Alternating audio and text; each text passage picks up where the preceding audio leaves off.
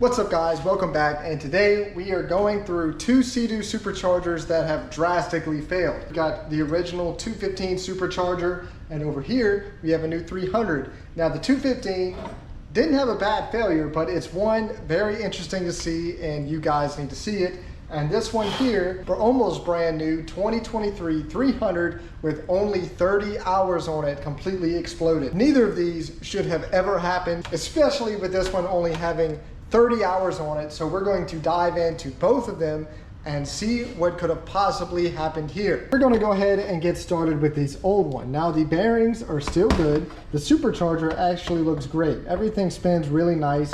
But if we come around to the back, this has got to be one of the craziest clutch washer failures that I have ever seen. So the customer informed me that this one came out of a 2005 Sea-Doo RXP.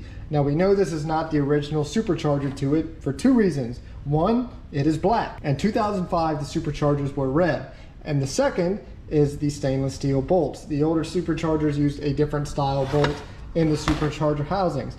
So this supercharger was replaced at some point. It does have the updated metal clutch washer, but this one had one crazy failure. So you could see the clutch washer itself was stretched out and it peeled itself over the back here.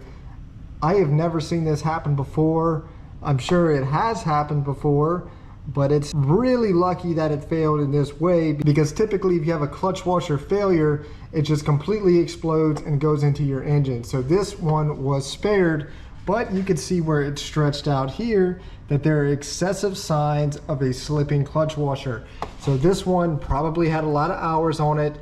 It was slipping a lot more than what it should have been slipping, and that's what damaged the clutch washer. But we're going to disassemble it and have a closer look at it. So here's the gear. There are signs on the face here of excessive slipping. It was just burning these clutch washers up. This one is a little dark. It's got signs of slipping on it, but this one is really what's mind-blowing. This is a very lucky failure. It stretched it out, but did not shatter it. So there were no pieces to be cleaned out of the engine like the old ceramic washers or the gold titanium washers, if those would have failed. But this was almost there. I'm sure if they would have kept running it, this would have just came apart. It should have been caught sooner. You should never wait until failure to do a rebuild. And we're going to get this one squared away, rebuilt with a new OEM kit, and it'll be good as new again. Now this 300 supercharger does not have some good news to it. So after I get this one rebuilt, we'll come back to this one and see the total destruction that happened here. Y'all, look at this 300 supercharger. So this is a total disaster. The supercharger impeller came apart, could not come apart any more than what it did. Obviously we got a failed bearing. Now the question is, did the bearing fail first or did the impeller fail first? I've seen the supercharger impellers come apart, so it's possible that the impeller came apart, causing a serious imbalance, and then the bearing failed, but there's no way to really know for sure. Supercharger only had 30 hours on it, so neither one should have happened, but it was a 2023. And the old style superchargers, I recommend you rebuild those every 2 years or every 100 hours, whichever comes first, because over time, with every heat cycle of the engine, the plastic bearing cages get brittle, regardless of the engine hours. So maybe the bearing failed, and when the supercharger touched down, it just exploded. That's a really good question. That I don't know. Maybe we need to recommend rebuilding these superchargers more often than we initially thought. I am starting to see a lot more of these 300 supercharger failures.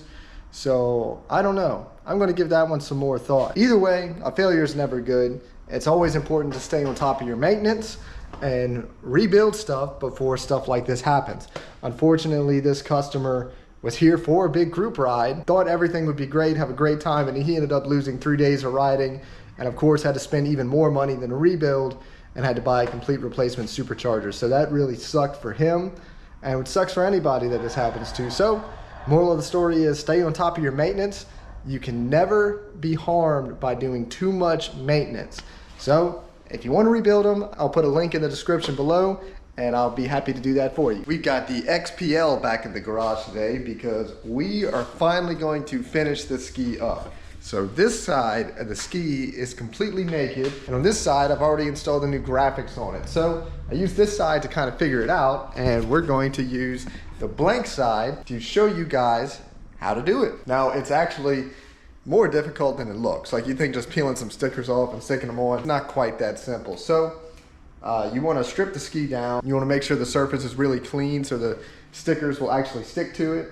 So I washed it and then I wiped it down with alcohol so there's no residue of wax or anything like that. And now we can put the stickers on. So probably the hardest part of it is figuring out where to start, because you want to start at a good spot where you can base the rest of the decals off of it. So on this particular one, I found that the decal that goes here is probably the best spot to start. So I can get it lined up where I want it, go forward with the number plate, and towards the rear of the ski with the rest of the decals. And it's actually somewhat simple to do. So I'm using a product called Rapid Tack. So you spray this on, and I sprayed this on the decal itself. This will allow the sticker to go on wet. You can move it around where you want it. You squeegee it out, and then I take a heat gun. It helps dry up the Rapid Tack, and it makes everything stick really well. And of course, the heat gun is going to help you move it around the curves too. So you just kind of heat it up slowly and work your way around the ski, and that seems to be what worked the best on this.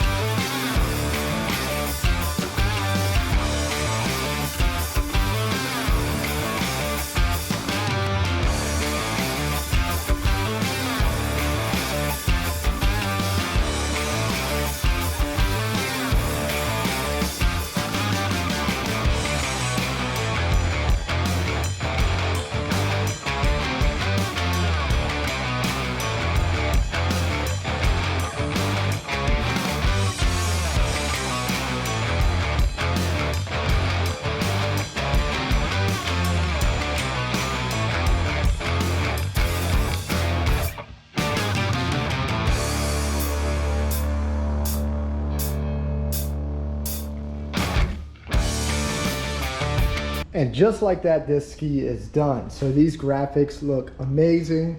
The blue looks great with the blue mats all on the yellow. And then up here, the blue pissers are a really nice contrast on this. So it's just a really nice looking setup here. I could not be happier with it. Now, just a little bit, so the 04, the number that I chose is because Green Hulk got started because of the 2004 Sea-Doo RXP 215. So I'm paying a little respect to that. I would not be doing this at all today if it wasn't for that 04 RXP. So this is going to be my number indefinitely. Just a little respect paid to that ski. And another thing is on these IPD graphics is they cut them a little bigger than what you'll need, so you can come back and trim them off where necessary. So I trimmed the bottom line here so this fits, and it wrapped around the top. The lines were a little off, so instead I took a piece of masking tape and followed this body line here, and I cut it out by hand. So to me that looks much better. It's just a clean line right there. I like that a lot better. Now there's literally nothing left to do to this thing other than enjoy it, ride it, and race it. Thank you guys for watching. Please like, comment, and subscribe, and I'll catch you guys in the next episode.